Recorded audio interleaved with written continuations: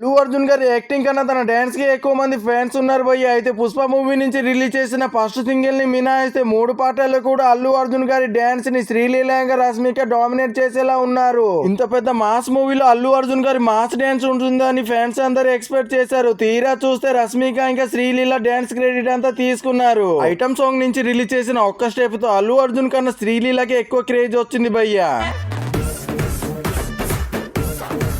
కామెడీగా కనిపిస్తున్న శ్రీవల్లి కూడా ఫీలింగ్ సాంగ్ డాన్స్ తో ఫ్యాన్స్ ని ఇంప్రెస్ చేసింది భయ్యా. మూవీ రిలీజ్ అయ్యాక రష్మిక ఇంకా శ్రీలీల డాన్స్ గురించి అందరూ మాట్లాడుకునేలా కనిపిస్తుంది. పుష్ప 2 మూవీ ఎందుకని అన్ని రికార్డులని బ్రేక్ చేస్తుందో తెలుసా? చెప్పు. ఫస్ట్ డే మూవీని చూడాలంటే 500 నుంచి 1000 రూపాయల దాకా టికెట్ రేట్లని పెంచేశారు భయ్యా. మామూలు టికెట్ రేట్ లో చూడాలంటే 20 రోజులు ఆగాలి.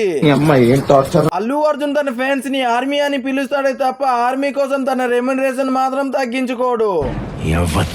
పుష్ప 2 మూవీ కోసం ఏకంగా 300 కోట్లు తీసుకుంటున్నాడు భయ్యా. హై బడ్జెట్ మూవీ అనే మాటే తప్ప బడ్జెట్ అంతా మాస్ ఆడియన్స్ మీదే పడేస్తున్నారు. పుష్ప 2 మూవీ బెనిఫిట్ షో చూడాలంటే టికెట్ రేటు 800 రూపాయలు. మీరు మూవీని సింగిల్ స్క్రీన్ లో చూస్తారా లేదా మల్టీప్లెక్స్ లో చూస్తారా? కింద కామెంట్ చేయండి.